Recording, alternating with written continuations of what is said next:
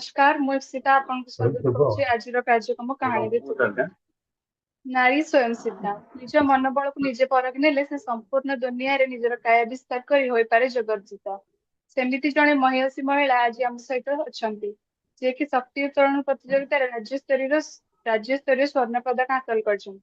ସେ ହେଉଛନ୍ତି ଅନୁଗୁଳ ଜିଲ୍ଲା ତାଳଚେର ସହର ସୁଚିତ୍ରା ବେହେରା ମ୍ୟାଡାମ। ମ୍ୟାମ୍ ନମସ୍କାର। ଆଚ୍ଛା। ଆମ କାର୍ଯ୍ୟକ୍ରମକୁ ଆପଣଙ୍କୁ ସ୍ୱାଗତ।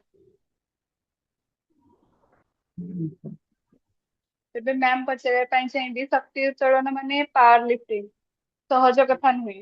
ତା ପ୍ରତି ଆପଣଙ୍କ ଆଗ୍ରହ କେମିତି ହେଲା? ମୋ ଆଗ୍ରହ ଛୁଆ ବେଳରୁ ଥିଲା, ଖେଳକୁଦରେ ଆଗ୍ରହ ଛୁଆ ବେଳରୁ ଥିଲା। ତାପରେ ହଜବେଣ୍ଡ କହିଲେ ଯାଅ ଜିମ୍ କର, ଖେଳିବା ପାଇଁ ଆଗ୍ରହ ହେଲା, ସେଇଥିପାଇଁ ହଜବେଣ୍ଡ କହିଲେ। ଆଜ୍ଞା। ତେବେ ମ୍ୟାମ୍ ଘରେ କିଏ କିଏ ଅଛନ୍ତି ଆପଣଙ୍କର? ଘରେ ମୋର ଛୁଆ ଦୁଇଟା ଅଛନ୍ତି, ପୁଅ ଝିଅ ଆଉ ହଜବେଣ୍ଡ।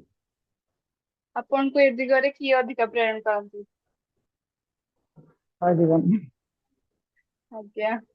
ତ ସେ ହିଁ ନିଜ କରନ୍ତି। ତ ମ୍ୟାମ୍ ନିଜ ସଂସାର ଜଞ୍ଜାଳ ଭିତରୁ ଏହା ପାଇଁ କେମିତି ସମୟ ବାହାର କରନ୍ତି ଆପଣ? ଟାଇମ୍ ତ ଛୁଆର ସ୍କୁଲ ପଠେଇ ସାରିଲା ପରେ ତାପରେ ଟାଇମ୍ ବାହାର କରିକି ଜିମ୍ ଯାଏ। 8ଟାରୁ ଆଜ୍ଞା 10ଟା କରେ, ତାପରେ ଆସିଲେ ପୁଣି ଘର କାମ ତାପରେ ହୁଏ। ଆଜ୍ଞା। ତ ମ୍ୟାମ୍ ରାଜ୍ୟସ୍ତରୀୟ ସ୍ୱର୍ଣ୍ଣ ପଦକ ଯାତ୍ରା କେତେ ସଂଘର୍ଷ ଥିଲା ଆପଣଙ୍କ ପାଇଁ? ବହୁତ ଥିଲା, ବର୍ଷେ ବର୍ଷେ ମୁଁ ପ୍ରାକ୍ଟିସ କରୁଥିଲି ପାୱାର ଲିଫ୍ଟିଂ ପାଇଁ। 2 ବର୍ଷ ହେଲା ଜିମ୍ କରୁଥିଲି, ହେଲେ ବର୍ଷେ ହେଲା ଟ୍ରେନିଂ ନଉଥିଲି। ଆଜ୍ଞା। ବର୍ଷେ ତେବେ ଟ୍ରେନିଂ ନେଲା ପରେ ତାପରେ ଆଗ୍ରହ ହେଲା, ହଜବେଣ୍ଡ କହିଲେ ଯାଅ କର, ତମ ଆଜ୍ଞା। ଇଚ୍ଛା ଅଛି ତମେ ଯାଅ ଖେଳ। ମ୍ୟାମ୍ ନାରୀ ମାନେ ଏହି କ୍ରୀଡା ଦିଗ ହେବା ଜିମ୍ ପାଇଁ ଏତେ ଆଗ୍ରହୀ ନୁହନ୍ତି କାହିଁକି?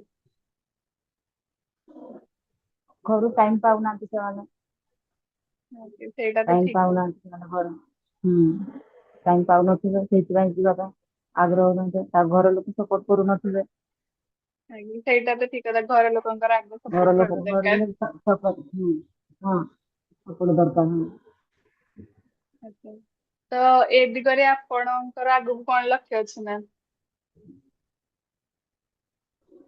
ଆଗକୁ ଅଛି ଲକ୍ଷ୍ୟ ଖେଳିବା ପାଇଁ, ଗେମ୍ ସବୁଦିନ ଜାରି ରହିବ, ନ୍ୟାସନାଲ ଯିବା ପାଇଁ ଟ୍ରାଏ କରୁଛି। ଆଜ୍ଞା।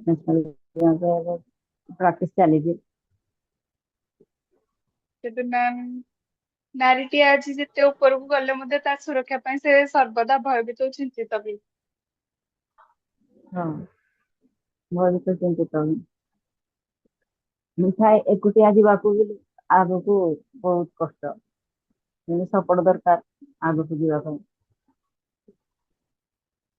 ତେବେ ମ୍ୟାମ୍ ଆଜିର ଯୁବପିଢିଙ୍କ ପାଇଁ ଏ ଦିଗରେ କଣ ବାର୍ତ୍ତା ଦେବେ ଆପଣ? ସମସ୍ତେ ଫିଟ୍ ରହିବା ପାଇଁ ଭଲ, ଆଉ ସମସ୍ତେ ଯାଆନ୍ତୁ ଖେଳି ଆଗକୁ। ଆଗକୁ ସମସ୍ତେ ଯାଇକିରି ଖେଳନ୍ତୁ, ସେଇଟା ମୁଁ ଚାହେଁ। ଓକେ। ସମସ୍ତେ ଆଗକୁ ଯାଆନ୍ତୁ। ତେବେ ମ୍ୟାମ୍ ଏ ଜିମ୍ ଯାଉଥିବା ପିଲାଙ୍କ ପାଇଁ ଖାଦ୍ୟ ଶୈଳୀ ଓ ଜୀବନ ଶୈଳୀ କେମିତି ହେବା ଦରକାର? ହଁ ଅଛି, ଡାଏଟ ଅଛି, ଜିମ୍ କଲେ ହିଁ ତ ଦେହ ପାଇଁ ଭଲ। ସୁସ୍ଥ ରହିବ ଦେହ, ଆଉ ଦେହ ସୁସ୍ଥ ରହିବ।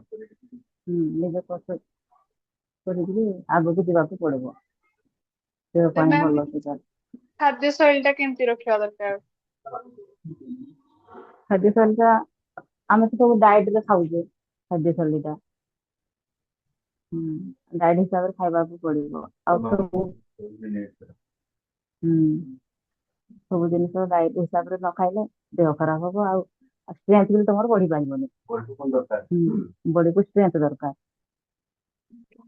ଆଉ ତେବେ ଖାଦ୍ୟର ମ୍ୟାମ୍ ସବୁ ଜିନିଷ ତେଲ ଫେଲ ଜିନିଷ ଖାଇଲେ ଦେହ ଖରାପ ହବ ନା, ସେଇ ଜିନିଷ ସବୁ ଖାଇବା ପାଇଁ ମନା।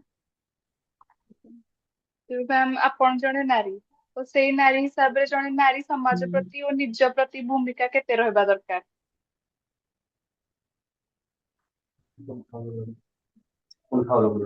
ହଁ ନାରୀ ତ ସମାଜ ପାଇଁ ଆଗୁ ନାରୀ ତ ସମାଜ ପାଇଁ ଆଗକୁ ଯିବା ପାଇଁ ହଁ ବହୁତ କିଛି ପରେ ସପୋର୍ଟ ନହେଲେ କିଛି ତ ହବ ନାହିଁ। ମେନ୍ ହେଲା ସପୋର୍ଟ। ସପୋର୍ଟ ନହେଲେ ଆଗକୁ ନାରୀ ଯାଇପାରିବନି। ହଁ, ଆଉ ନିଜର ଇଚ୍ଛା ବି ଥିବା ଦରକାର। ନିଜର ଇଚ୍ଛା ସପୋର୍ଟ ଏ ଦୁଇଟା ହେଲେ ଆଗକୁ ଯାଇପାରିବ। ଆଉ ଲୋକ କଣ କହିବେ ଏଇ କଥା ଶୁଣିଲେ ଆଗକୁ ଯାଇପାରିବାନି ଆମେ। ଏବେ ମ୍ୟାମ୍ କିଛି ରାପିଡ ଫାୟାର କ୍ୱେଶ୍ଚିନ୍ ଅଛି। ଆପଣଙ୍କ ଫେଭରେଟ୍ ଫୁଡ୍ କଣ? ଫେଭରେଟ୍ ଫୁଡ୍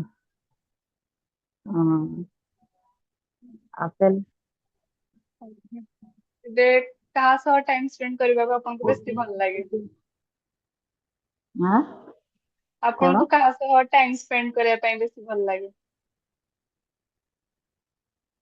ମୋର ବେଶୀ ଟାଇମ ସ୍ପେଣ୍ଡ ମୋର ଜିମ୍ ପ୍ରତି ସାଙ୍ଗସାଥି ଜିମ୍ ରେ ସାଙ୍ଗ ସହିତ ଟାଇମ ଏବେ ସ୍ପେଣ୍ଡ ମ୍ୟାମ୍ କରିବା ପାଇଁ ଭଲ ଆପଣ ଲାଗେ।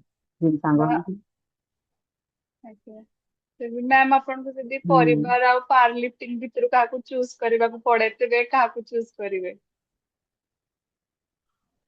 ଦୁଇଟା ଯାକ ତ ଚୁଜ କରିବାକୁ ପଡିବ। ଆଉ ପରିବାର ବି ଦେଖିବାକୁ ପଡିବ, ପାୱାର ଲିଫ୍ଟିଂ ବି କରିବାକୁ ପଡିବ। ଆଜ୍ଞା। ତ ଆପଣଙ୍କ ବେଷ୍ଟ ହୁଁ। ସପୋର୍ଟର କିଏ ଆପଣଙ୍କର?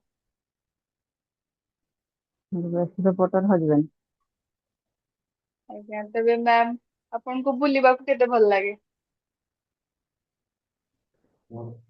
ବୁଲିବାକୁ ଭଲ ଲାଗେ। କିନ୍ତୁ ଟାଇମ ମିଳେନି ବୁଲିବା ଯିବା ପାଇଁ। ଆଜ୍ଞା। ଛୁଆ ପିଲା ଘର ସଂସାର ନ ଦେଖିଲା ବେଳକୁ କହିଲା ଜିମ୍ ପାଇଁ ଉପର ବେଳି ସକାଳ ବେଳେ 2 ଟାଇମ କରିବାକୁ ପଡୁଛି ଜିମ୍। ଟିକେ ଟାଇମ ପାଇଲେ ଉପର ବେଳି ବି ଯାଏ। ପ୍ରାୟ ଟାଇମ ସକାଳ ବେଳି ଯାଏ। ତେବେ ଧନ୍ୟବାଦ ମ୍ୟାମ୍। ଆଜିର କାର୍ଯ୍ୟକ୍ରମ ସାରିବା ପୂର୍ବରୁ ଶେଷ ହୁଁ। ପ୍ରଶ୍ନଟିଏ।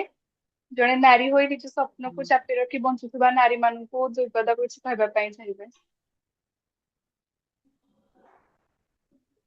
ନାରୀ ମାନଙ୍କୁ ନିଜ ଇଚ୍ଛାରେ ଆଗକୁ ଯିବା ପାଇଁ ପ୍ରେରଣା ଦେବି। ସପୋର୍ଟ ଦରକାର ଘର ପରିବାରଙ୍କର ସପୋର୍ଟ ହେଲେ ନିଜ ନାରୀ ଆଗକୁ ଯାଇପାରିବ। Okay ma'am. ଧନ୍ୟବାଦ ମ୍ୟାମ୍। ପ୍ରଭୁ ଜଗନ୍ନାଥଙ୍କ ପାଖରେ ଆପଣଙ୍କ ସୁନ୍ଦର ଭବିଷ୍ୟତର କାମନା କରୁଛୁ। ରହିଲି, ନମସ୍କାର, ଜୟ ଜଗନ୍ନାଥ। ହୁଁ।